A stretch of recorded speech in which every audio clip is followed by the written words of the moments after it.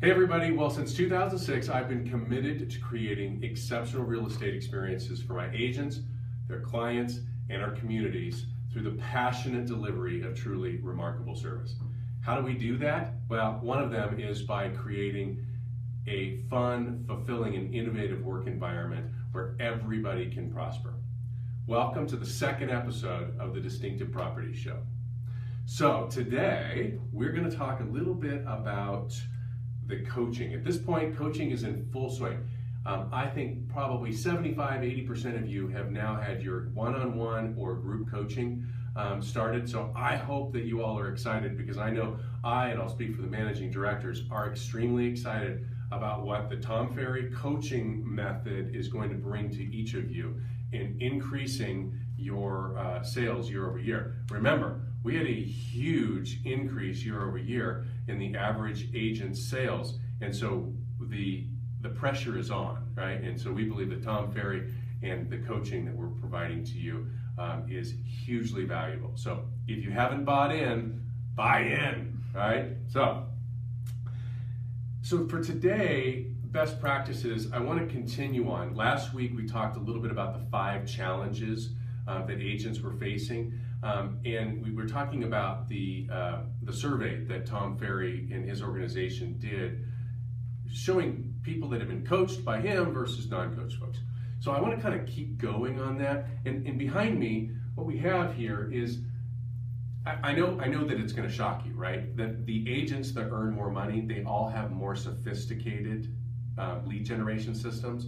And this is a detailed report, if you will, of what those are. So obviously the first one, Facebook. These are people who are using Facebook, both business pages, personal pages, yes, boosting, but also ads. 70% of the top producing agents in America are using Facebook. Zillow, 65% of the top producing agents are using Zillow in some capacity, whether that be paid advertising or even just your basic profile. Trulia, 48%, Realtor.com, 41%. Do you know a company that actually provides the enhanced showcase on Realtor.com for their agents? Maybe ours? 26% of them use something that's categorized as other, right? But here's the point. They're using stuff that is sophisticated, that's in addition to, hey, I work my sphere of influence, right? Look at this. Boomtown, 8% of the top producing. But look what happens when you go to teams. So those of you that have teams or are interested in teams, look at that. 56% of the top producing agents are using Boomtown websites to generate leads for their buyer's agents. That's an amazing number. And then Google pay-per-click or pay-per-lead, 8%. But look, 24% of the teams and 12% of the elite clients. Now these are people who are making hundreds of thousands of dollars a year, up to $2 million per year, those elite clients. So Google pay-per-click might be a place that you can jump in now, right? So anyway, Tom always says that you have to at least have 4 to 6 lead sources, and half of those have to be active. So what's the difference between active and passive, right? Well, active is I can pick the phone up, I can go knock on a door, I can go get an appointment today, right? Active is I'm calling expireds, I'm gonna go do an open house, I'm gonna call my sphere of influence today, I'm gonna call a lead. Passive is gonna be your farming and your online kind of thing. So what kind of lead sources are you currently doing? What kind of lead sources could you add? Are your lead sources working? Do you have at least 4 lead sources? And are they half active versus passive? It's an interesting question, right? But again, the top agents have more sophisticated lead generation than the average or the rest of us, right? So, are you doing CRM? Are you calling expireds? Are you farming, geographic farming? Are you doing your daily calls? Are you doing open houses? Great questions. All right, so one more thing.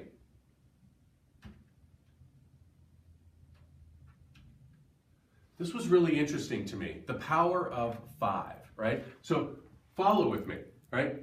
Those people who followed up on leads 5 or more times, just 5 times or more, there were only 28% of them that did it. But look at the amount of money they made. They made $260,000 on average.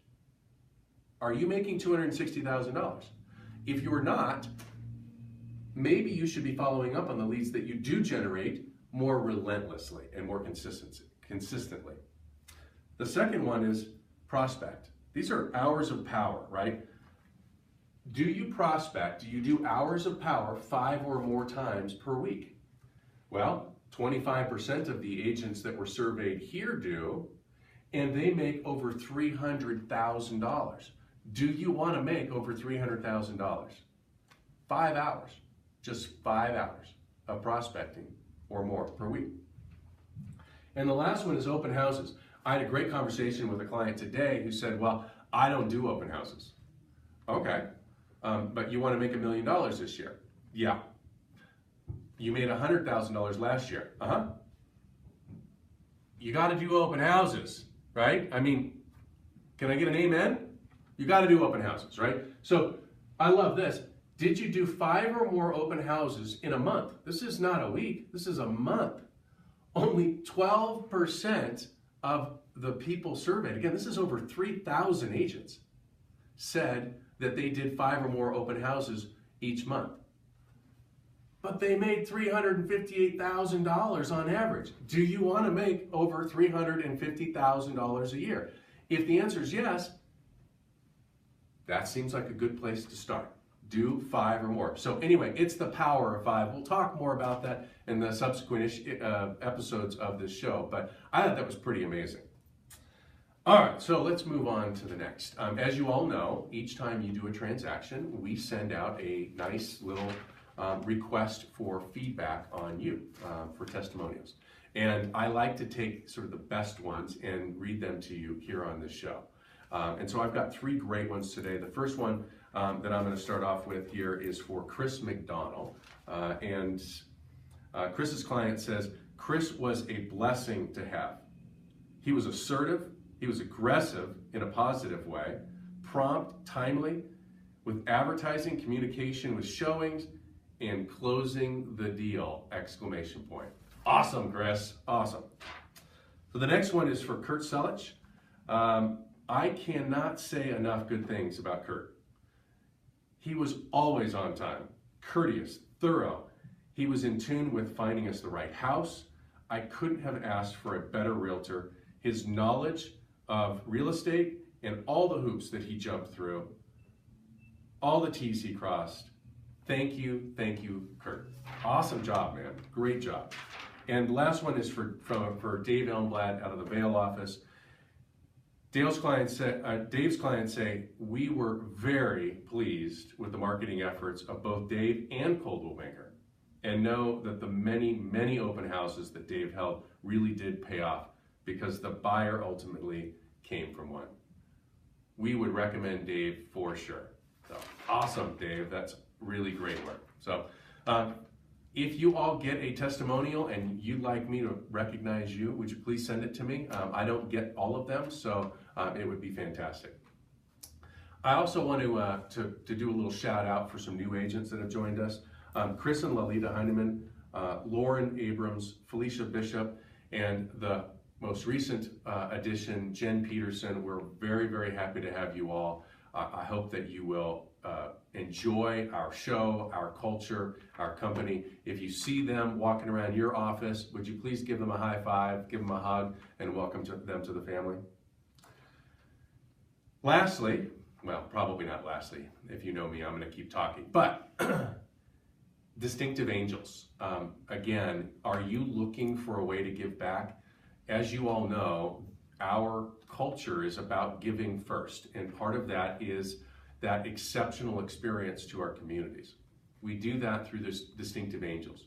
So if you're looking for a way to give back, or if you have an organization that is looking to receive some volunteering from us, give us a call. Give your favorite agent a call. Talk to your office manager, your managing director. But let's talk a little bit about what we're doing in March. So March's Grand Junction is the Latimer House, an incredible worthy cause, right? And so if you're looking for an opportunity to volunteer, would you please give us a call? We'll make sure we get you lined up to be part of that. And then of course in Steamboat, it's Daffodils for Hospice. So give us a call. We'd love to welcome you into the Distinctive Angels program. I'm going to leave you with these three things. Number one, you have to always be learning, always. I don't care if that's watching the Tom Ferry show, or if that's doing a books on tape, or if that's reading a great book, but you have to always be learning.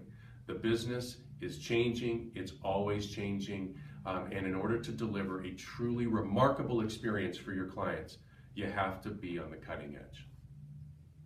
Always be prospecting. We just talked about the power of 5, right? Prospecting is one of the most rewarding and exciting and fun parts of our job. And by the way, it's the number one thing of our job. So you always have to be prospecting. Make sure it's on your calendar, make sure you live to your calendar, and make sure you get your hours of power, at least 5 of them per week, if you want to make over $300,000. And last, always track your work and your results. If you're not tracking it, it's not going to grow. That what you focus on grows. Do you want your business to grow? Do you want your income to grow? You've got to track how much work you're doing and track the results. And I guarantee you one thing, 2016 is going to be your absolute best year ever.